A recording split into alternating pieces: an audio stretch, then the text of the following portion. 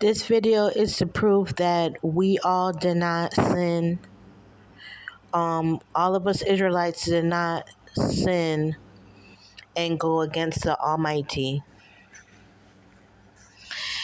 This is the parable of the tares, and I'll read it. And this is an example of what happened and what happened between the heathen and the believers, and how God will separate us and bring us up to the Most High.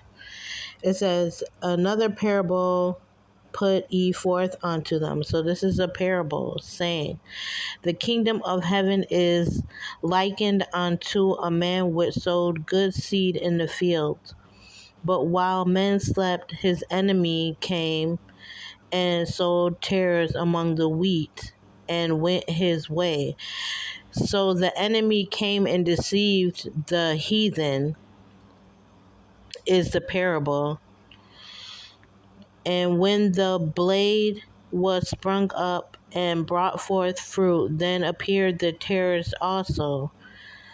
So when the believers began to multiply and grow, the heathens were amongst the believers. So the servant of the householder came and said unto him, Sir, didst now thou sow good seed in thy field? See, they're saying, wasn't there good seed in the field? From whence then hence it tares? And then he sees the heathens. And then it says, he said unto them, an enemy hath done this. The servant said unto him, and you can see that again it's mentioned that the enemy led the heathens to disbelieve.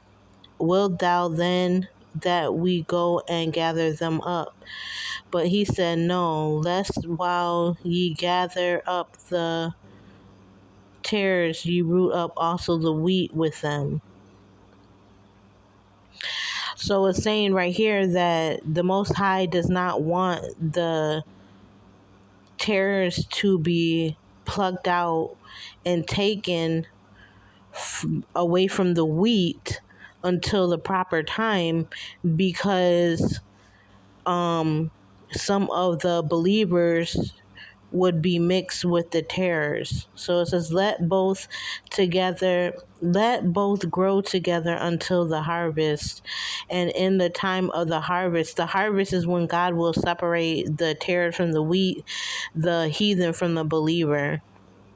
I will say to the reapers, gather ye together first the tares and bind them in bundles to burn them. So God is going to bind up the heathen to burn them, but gather the wheat into my barn.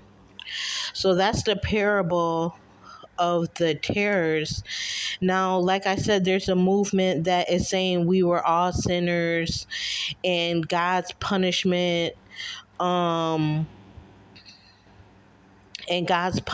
upon us was slavery, but not all the Israelites sinned. There are heathens, the disbelievers, that went and sinned and got mixed up with the believers, and then we all got taken into slavery. And God's going to have a harvest time when he separates us, the heathen and the believers. Now, the believers, it says in Genesis 17:1, it says, we are perfect to the Most High.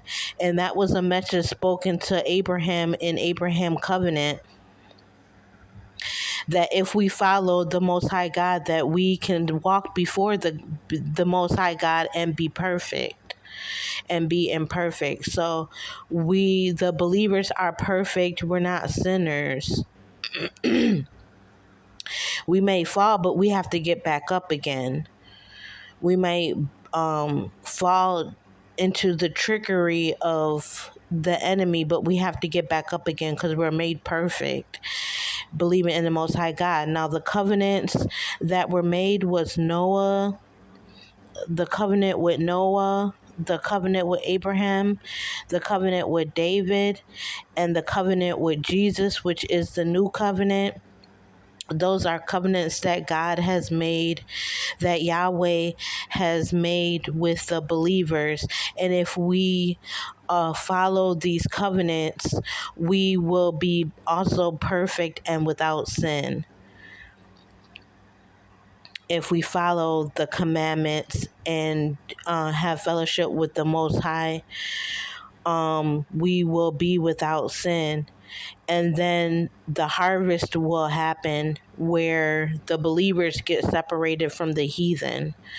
So that movement or doctrine that we all fell short and we all sinned is not possible, because God found who he loved and made covenants with those individuals that he loved to keep his covenant and to keep his word amongst the believers.